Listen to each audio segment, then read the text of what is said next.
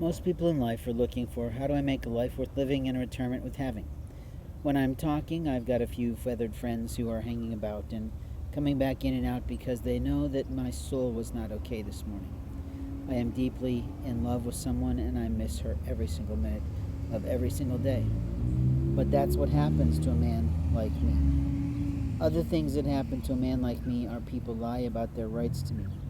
They think they have the right to interfere with a man's life, steal his property, interfere with his jewelry making business, and openly remove any opportunities to make a living.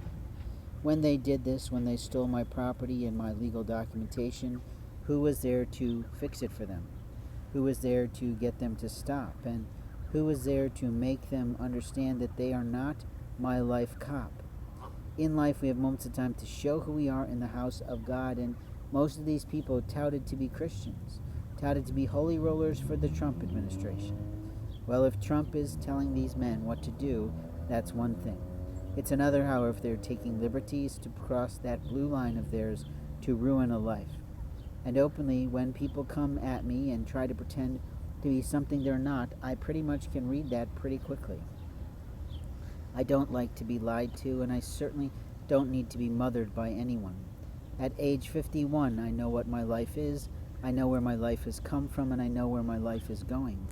God has a plan for everyone, and sometimes it's to teach the land, not to screw people over. In life, we have moments of time to tell people what is real and what is not real. But the truth is, how we feel about someone's life is not our right to take their life.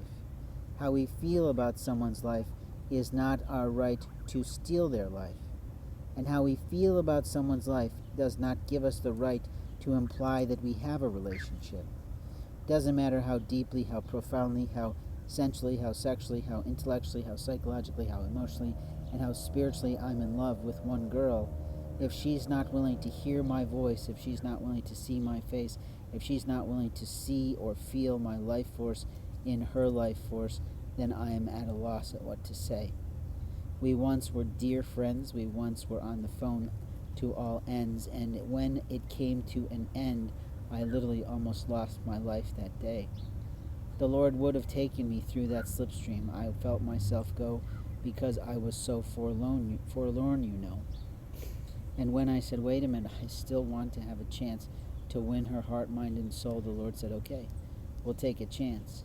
But then other people played into my life. Siblings decided to attack my life, ruin my records, and steal my property. I've got one that's still trying to blackmail me, saying that she's not going to tell me where my property is until I do something she wants. The woman's not in my life. She will never be in my life again, and her stupid, foolish choice of who she chose to allow a proposal to enter our family literally destroyed most of our educational times with my father and mother, but also most of our family times.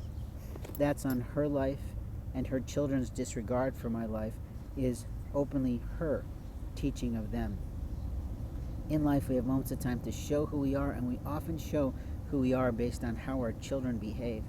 My son, despite his challenges in his teen years, has turned out to be a remarkable man in his home country.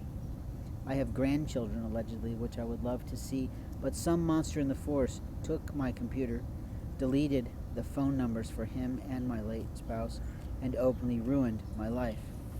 In life, we have moments of time to talk about what is real and how we feel, but we don't often know how we feel until we're back in someone's face again.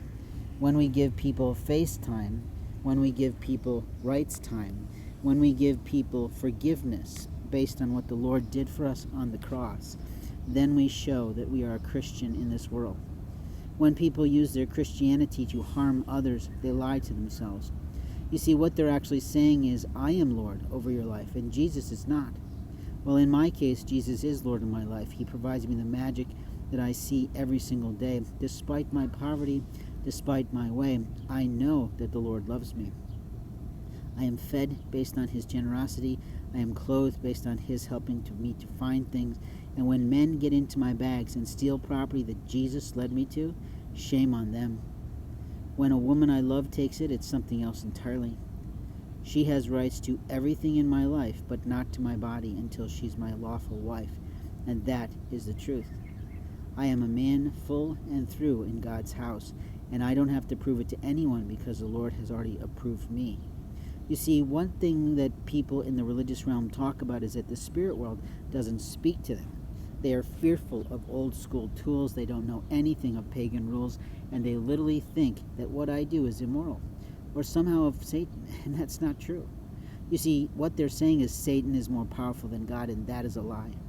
God is the most powerful entity of the world. He is omnipotent, He is omniscient, and He knows every single person's life and future. The reason I can be ahead of people is because God entrusts me with the prophetic information.